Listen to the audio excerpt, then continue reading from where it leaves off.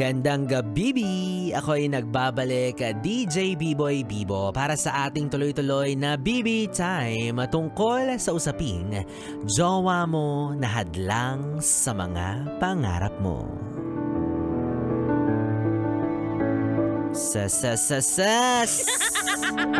Samantalang noong pangarap mo lang din naman na maging jowa siya, tinupad lang naman niya, tapos ngayon, kukontra ka sa mga pangarap niya. Anong tawag sa'yo? Papansin. Papampam, paepal. Yan ang pwedeng itawag sa'yo. Take note ha, jowa ka pa lang. J-O-W-A. Jowa. Hindi pa asawa, hindi pa legal sa papel, hindi pa kayo magkatali. Diba? Wala. Jowa. Alam nyo, ganito na lang mga yes friend, no? Padaliin natin ang usapan ngayong gabi. Kasi simple lang naman to eh. Walang ganitong usapan na kung walang mga taong humahadlang sa mga pangarap mo. Diba? Especially ang jowa mo, no? Sa ganitong aspeto, tandaan nyo na wala kayong karapatan na questionin, hadlangan, at lalo na't ipihit ang pangarap ng kahit sinong tao.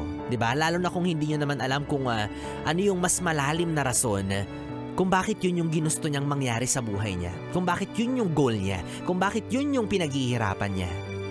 At mas lalong hindi nyo alam kung ano na yung mga bagay na sinakripisyo niya, yung mga bagay na sinimulan niya para lang magkaroon ng progress. Para lang magkaroon siya ng paghakbang patungo sa pangarap na yun. Yung mga pinagdaanan niya para lang unti-unting ubuhin. Aray. Inubo si Baby. Bakit ubuhin? Buuhin. Inubo. Kainis. Nauntog pa ako. Kakabadre. gusto mo yung pinapangaralan kita tapos napahiya ako sa'yo. Yoko na, tigil na natin to. Uwi na ako. And then, going back, diba? Anong karapatan mo na baguhin yung pangarap ng isang tao na for the longest time, alam mo naman na yun yung gusto niyang mangyari sa buhay niya. Pinaghirapan niyang i-establish unti-unti para makalapit siya sa lahat ng kanyang minimithi. Diba? Lalo na kung alam mo naman na hindi makakaapekto sa relasyon ninyo, hindi makakasama sa kung anong merong pinagsasamahan ninyo, diba? Para saan? Bakit ka humahadlang? Diba nga may kasabihan tayo, kahit mga magulang mismo, alam nila na hindi dapat sila nakikialam sa pangarap ng anak nila. Dapat hayaan nilang madiscover ng anak niya or nila bilang mga tao or isang individual na meron silang kalayaan at karapatan na bumuo ng kung ano yung gusto niyang marating sa buhay. Na kung sino siya bilang tao. Naabutin yung mga sariling pangarap niya na siya mismo ang gumawa at hindi ibang tao. Tapos ikaw na jowa lang. Again, jowa ka lang. Tapos sumahad lang ka, makikialam ka, kukontra ka, like, why? What the F? Bakit? Matatapatan mo ba yung taas ng tingin niya sa pangarap niya? Huwag kang basag trip. Sabihin na natin, oo, jowa ka, binigyan ka ng karapatan na magbigay ng mga opinyon tungkol sa buhay niya, pero opinyon lang yun ha. Hindi yun para magbida-bida ka na baguhin ang tadhana para sa kanya.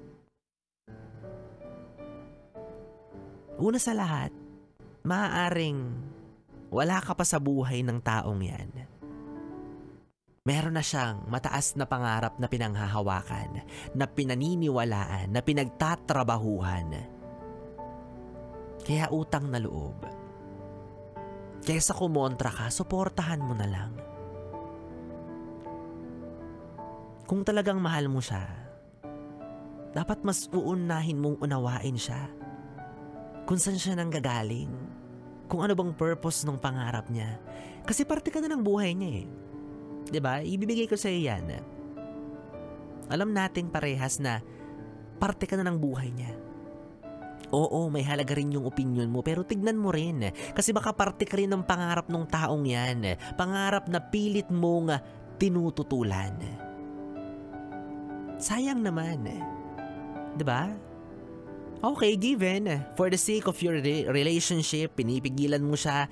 Pero make sure na meron kang maayos, valid, at katanggap-tanggap na suggestion or redirection. Plan B, kumbaga.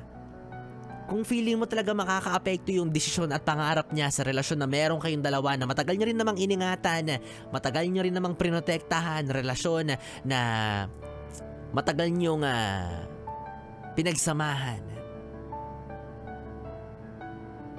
Okay. Somehow it's valid na ayaw mong makompromiso yung kung ano ang meron kayo. Pero again, bigyan mo siya ng plan B. Magbigay ka ng mga suggestion kung ano yung pwede niyong gawin para kahit papano maramdaman niya pa rin na suportado mo siya sa mga gusto niyang gawin without affecting your relationship. Pero kung wala kang pinanggagalingan, puro ka lang kababawan, I must suggest na ikaw na yung talikuran niya. Malungkot na katotohanan, saet, diba? Oo, ikaw na yung talikuran niya tapos harapin niya yung matagal na niyang pangarap sa buhay. Kasi maaaring yung pangarap na yan hindi lang para sa kanya kundi para rin sa mga taong nakapaligid sa kanya like yung pamilya niya. Diba? Isasakripisyo niya ba yun para sa'yo? One over many?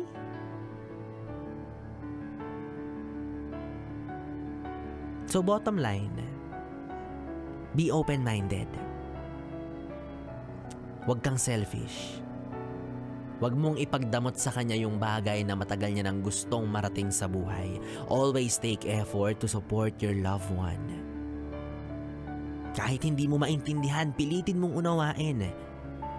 Hindi mo alam kung anong klase ng pagpupursige at sakripisyo yung sinisira mo eh. Diba? Be a motivation, not a distraction. Kaya ako alam nyo, pangarap kong magkaroon ng partner na suportado ako sa kahit anong gusto ko. At ganoon din naman ako sa kanya, diba? At kahit sino naman yun ang gusto. Yung tipong susuportahan ko siya kahit ang pangarap niya ay magmahal na ng iba. Sakit. Ang sakit-sakit naman nun. Susuportahan pa ba kita? Kaya mo na yan. Di naman ako tanga, no? Go! Pangarap mo magmahal ng iba, go! Give ko sa'yo yan. Basta ang dulo, dapat hindi ako magmumukhang tanga.